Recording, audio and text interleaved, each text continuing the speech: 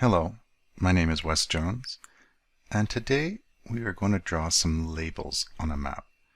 This is episode 12 in a multi-part series showing you how to take a map from nothing to everything. It's been a fantastic journey so far, and let's dive right in. First things first, turn off that intro slide and take a look at the map. We've done quite a few things with this map so far. Taken it from a world building phase, drew some land, we drew the mountains and forest, and finally we've colored it. Last episode we did a little bit more on the coastline. I've done pretty much everything in Clip Studio Paint. You totally draw on paper or whatever program you find most comfortable. One of the keys is to be flexible and to be comfortable. One thing that I like doing is I like doing my labeling or dealing with any of the text in something like a Corel Draw or an Adobe Illustrator. For the text on this map, I'm going to jump over into Illustrator. What we do is have to export this.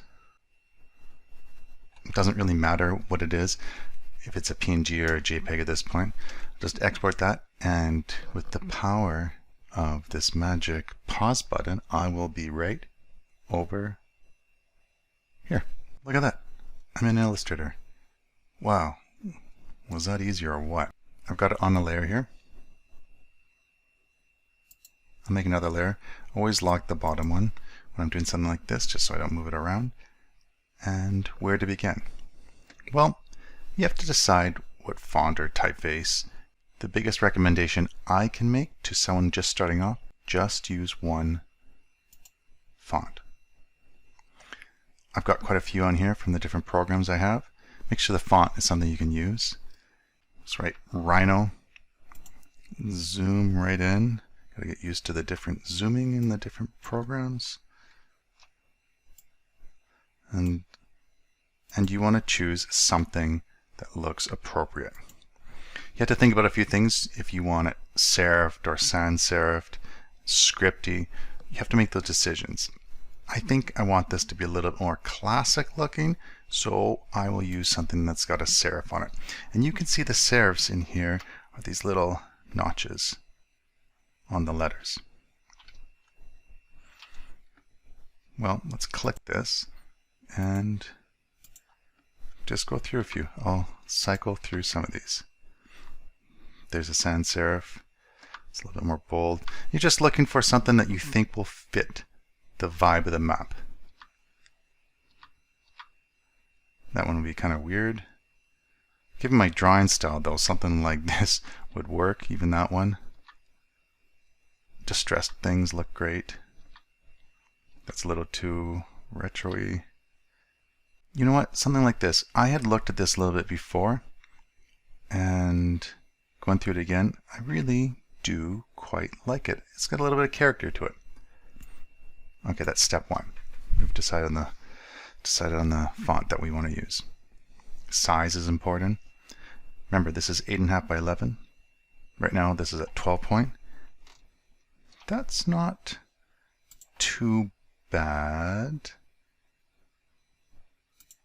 You can go pretty small. You might be able to get away with a 6 point, though for this map, that's just way too small. The larger you make it, the more child-friendly and cartoony it will look. 18 you can see, which isn't huge, but it's too big. I think, let's try 11. You know what? We'll do 12.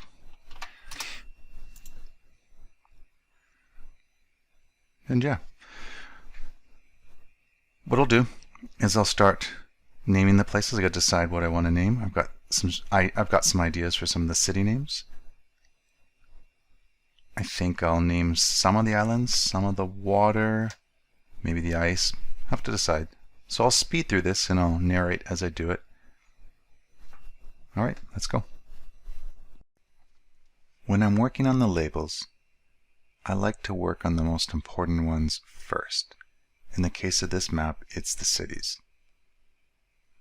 I'm not so concerned about the font color yet. just placing the cities in spots where I think they'll generally end up.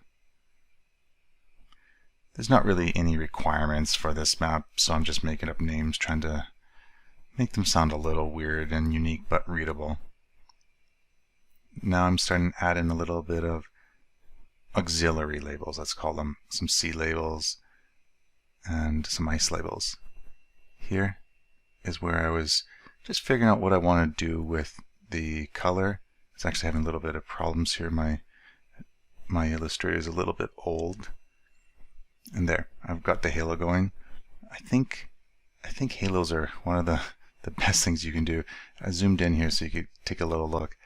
I made the color of the label the same as the city circles. That same color I've used for the outlines for everything. And then I put a halo on there. It's about 3 to 5 pixels, just depending. Played around up here with that ice passage label quite a lot, just trying to get the right balance, like that one. And then slowly but surely work my way through all the city labels. Make sure with each one that I had an appropriate color for the background. Just minor adjustments here and there. That one I played around with a little bit. I wasn't sure what to do with it. I didn't really like in the water. Obviously that wouldn't look good. I decided that, you know what, I'm going to have to put it on the land on top of those mountains and just live with it there. I think it looks alright, because I was reserving all the water for basically water features if I could. Things like straits and bays and things like that. Wasn't too hard to do this. This one, that label, that's going to be one of my labels that I'm going to do something with at the very end, so I'm not too concerned that it sort of stands out. And in some ways I don't mind it standing out because it is the most important city in a way. Just naming all the seas and the waters and the straits and the bays. This took a little bit of time. The whole process, I would say, was nearly an hour. Which doesn't sound like long, but when you start adding up all the time for all the steps, you know, this map's taken a fair amount of time. Sometimes when you're just making up names, it gets a little tricky. Like, well, I've got 6 straits on the map. Do I call the next one a bay, or what do I call it? How do I vary it?